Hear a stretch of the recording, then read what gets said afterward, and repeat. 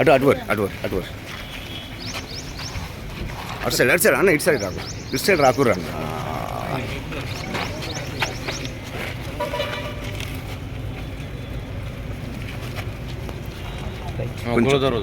కొంచెం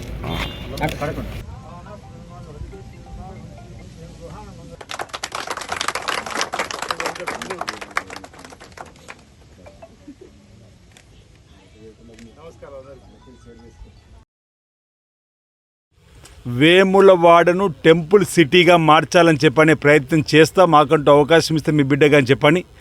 గతంలో ఈ అంశాలపైన ప్రశ్నించిన వాళ్ళంగా అనేక అంశాలలో ఆనాటి ప్రభుత్వం ఇచ్చిన మాట తప్పిన క్రమంలో రాజన్న ఆలయ అభివృద్ధే కానీ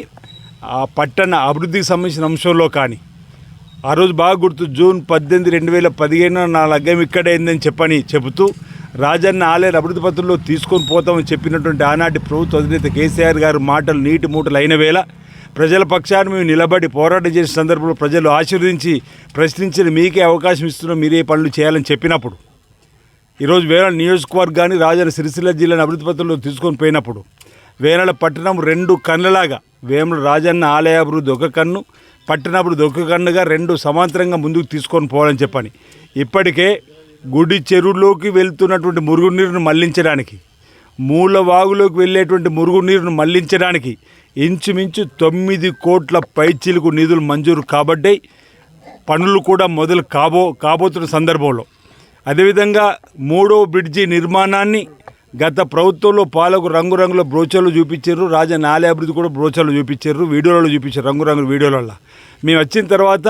3వ బ్రిడ్జి నిర్మాణాన్ని కూడా భూమి పూజ గావింపు చేసిన తర్వాత కొందరు అంటున్నారు ఏమైంది భూమి పూజ చేసి ఇంకా మొదలెడతలేరని. వాళ్ళు 2015లో భూమి పూజ చేసి 10 ఏళ్ళు చేయకుండా పట్టించుకున్న లేరు. మీరు 2 మాసాలు లేకపోతే ఏమైంది మీరు అంటున్నారు. దానికి కూడా సమాధానం చెప్తున్నారు మీ ద్వారా.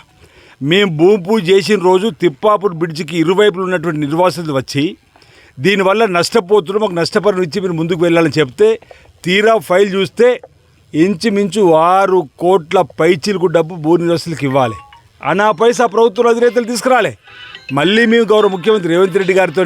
సంప్రదించి జిల్లా కలెక్టర్ గారి ద్వారా లేఖ రాసి, మున్సిపల్ అధికారుల ద్వారా లేఖ రాసి ఆ 6 కోట్ల ఇంచుమించు 90 లక్షలు, 6 కోట్ల 87-90 లక్షల వరకు నిధులను తెప్పించి ఈరోజు కలెక్టర్ గారి ఖాతాలో వేసి వాటిని నిర్వాసులకు ఇప్పించే ప్రయత్నం చేసి మొదలు పెడదాం అనుకునే క్రమంలో వర్షాకాలం మొదలవుతుంది. మళ్ళీ బ్రిడ్జి పనులు మొదలు పెడితే ఆటంకాలు ఎదురవుతాయని చెప్పని సాంకేతిక నిపుణులు ఇచ్చిన సూచనల మేరకు ఈ దసరాకు ప్రారంభం చేయాలని చెప్పి అనుకున్నాం.